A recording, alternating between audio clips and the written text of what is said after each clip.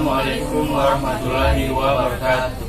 Kami dari kelompok 8 jurusan Agroteknologi Fakultas Pertanian Universitas Negeri Gorontalo ingin memperkenalkan diri. Saya Dimas Nur Abul Hayat. Saya Sutra Said. Saya Hendrianto Bonde. Video ini dibuat untuk memenuhi ujian dengan semester mata kuliah Pancasila. Oke, tidak perlu berlama-lama lagi, langsung saja ke pembahasan.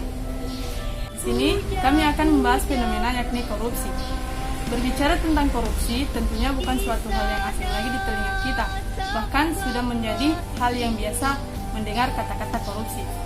Nah, korupsi adalah suatu tindakan pidana, yakni mengambil hak orang lain yang bukan hak milik kita. Merampas hak orang lain yang seharusnya diberikan kepada orang lain ini malah dimakan oleh kita. Nah, korupsi di Indonesia bukan menjadi masalah yang asing lagi. Bahkan sekarang di Indonesia banyak orang yang melakukan tindakan-tindakan korupsi. Contohnya mulai dari tingkat atas hingga tingkat bawah. Misalnya DPR, Dewan Perwakilan Rakyat. Seorang wakil rakyat yang membimbing rakyat, membina rakyat, ini malah memakan uang rakyat. Bahkan, menurut LSI, DPR merupakan salah satu dewan terkorup pada tahun 2012. Coba bayangkan, seorang anggota tinggi yang mempunyai uang, bahkan bisa dibilang kaya pun, bisa berperilaku korupsi. Memakan uang rakyat karena terlena dengan kekayaan, bisa melakukan korupsi.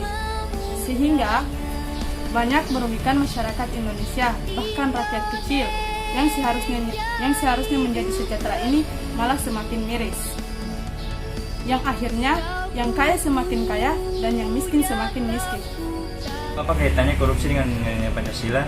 Yang namanya korupsi pasti bertentangan dengan nilai Pancasila, yaitu ideologi negara.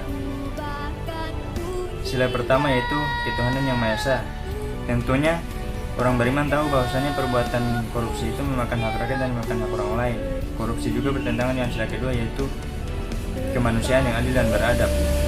Karena korupsi dianggap sebagai tindakan yang terdil dan bahkan biadab. Korupsi juga bertentangan dengan sila ketiga, yaitu persatuan Indonesia. Karena korupsi lebih mementingkan persatuan keluarga daripada kepentingan orang lain. Yang bertentangan dengan sila keempat juga, yaitu kerakyatan yang dipimpin oleh hikmat kebijaksanaan dalam permusyawaratan perwakilan. Sebab korupsi menyertai kesepakatan bersama dilandasi dengan hikmat kebijaksanaan. Korupsi menjadi tindakan yang tidak bijak dan karena dilandasi dengan kesekongkolan orang-orang tertentu, yang akhirnya korupsi bertentangan dengan sila tersebut. Sila terakhir yaitu keadilan sosial bagi seluruh rakyat Indonesia. Hal ini sangat jelas bahwa korupsi itu sangat jauh dari rasa keadilan bagi seluruh rakyat.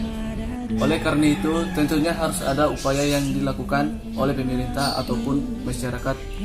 Tentunya masyarakat dan pemerintah harus saling bekerja sama, terutama dalam memahami yang namanya Pancasila.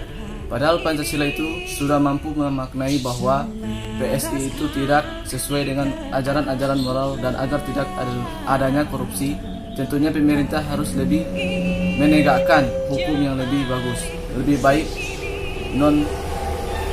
Tentunya harus ada kesadaran dari diri sendiri bahwasanya perilaku korupsi itu tidak baik untuk kehidupan bangsa kita. Oke, penjelasan singkat dari kami. Wassalamualaikum warahmatullahi wabarakatuh.